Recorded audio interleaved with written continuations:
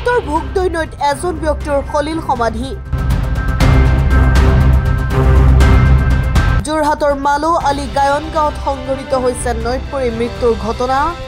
মালো আলী গায়ন গাঁৱত ভোগদৈ নদীৰ ওপৰত নিৰ্মীয়মান অৱস্থাত থকা এখন দলঙত কৰ্মৰত এগৰাকী ব্যক্তি শনিবাৰে দিনৰ ভাগত নিৰ্মীয়মান দলংখনৰ ওচৰলৈ গৈ হঠাতে নৈত পিছলি পৰে।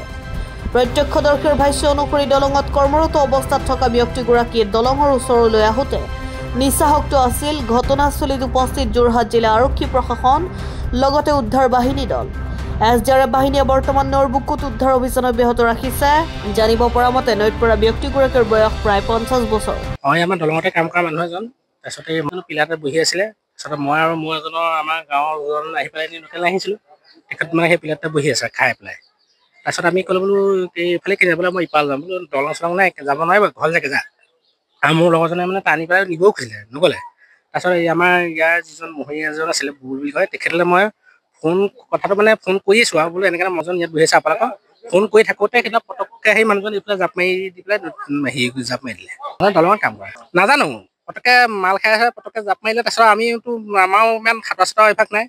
ইপাৰত 3জনমান মানুহ আছে। তাৰপিছত তেওঁলোকক চুৰিলে বোলো এনেকৈ সেই মানুহজন বচা। আৰু সৰু এনেকৈ হেৰি এখন ভূৰ এখনো আছিলে, তেওঁলোকেও মানে আহিবলৈ ভয় কৰিলে। যিমান চিঞৰিছোঁ তেওঁলোকে মানে নাহিল। তাৰপিছত অলপ দূৰ গৈ পেলাই টুকুংকৈ ডুবি গ'ল। সিমানে মানুহ দলঙত কাম কৰা মানুহ। চিনি পাওঁ নহয়, বাহিৰৰ মানুহ।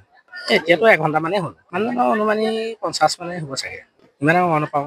যোৰহাটৰ পৰা পৰাণ মেধিৰ ৰিপৰ্ট, অসম টাইম।